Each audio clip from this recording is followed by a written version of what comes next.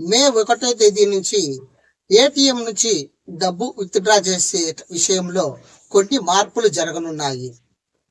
ఏటీఎంలోని financial, non financial లావాదేవీలు అంటే ఏమిటి? ఏటీఎంకు సంబంధించి ఫ్రీ విత్డ్రాకు మించి అమౌంట్ డ్రా చేస్తే ఎంత అమౌంట్ కట్ అవుతుంది?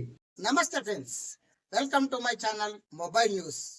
మే 1వ తేదీ నుంచి ఏటీఎం నుండి ఫ్రీ లిమిట్స్కు మించి డబ్బులు డ్రా చేస్తే అమౌంట్ కట్ అవుతుంది.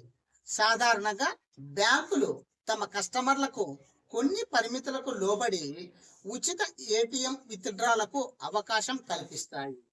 ఈ ఉచిత ఏటీఎం విత్డ్రాలకు మించి డబ్బులు డ్రా చేస్తే బ్యాంకులు ఎక్స్ట్రా అమౌంట్ను వసూలు చేస్తాయి. బ్యాంకులు ఏటీఎం యొక్క లావాదేవీలను 2 రకాలుగా విభజించాయి. 1 ఫైనాన్షియల్ లావాదేవీ, 2 నాన్ ఫైనాన్షియల్ లావాదేవీ.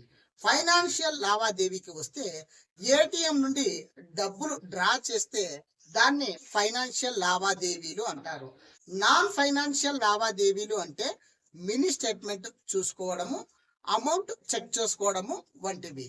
కస్టమర్లు తమ సొంత బ్యాంకు ఏటీఎం నుంచి నెలకు 5 సార్లు ఫైనాన్షియల్, నాన్ ఫైనాన్షియల్ లావాదేవీలు జరుపుకోవచ్చు. ఈ 5 ఫైనాన్షియల్, నాన్ ఫైనాన్షియల్ లావాదేవీలకు ఎటువంటి అదనపు డబ్బులు బ్యాంకులు వసూలు చేయవు. ఈ 5కు మించి ఎక్కువ లావాదేవీలు జరిపితే అమౌంట్ను వసూలు చేస్తాయి.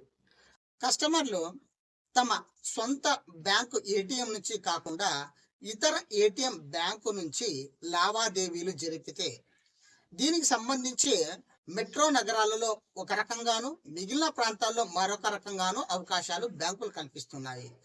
మొదట మెట్రో నగరాల గురించి చూద్దాం.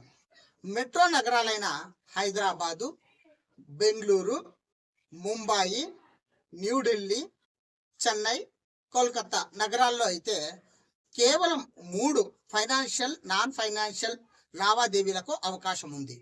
మిగిలిన ప్రాంతాల్లో అయితే 5 ఫైనాన్షియల్, నాన్ ఫైనాన్షియల్ లావాదేవీలకు అవకాశం కల్పిస్తున్నాయి బ్యాంకులు. అయితే ఫెయిల్ అయిన ట్రాన్సాక్షన్లు లెక్కలోకి రావు.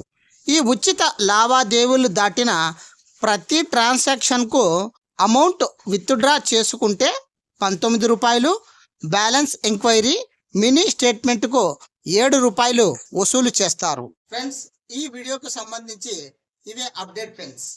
ఇంకా వేరే వీడియోలో వేరే అప్డేట్తో కలుసుకుందాం ఫ్రెండ్స్.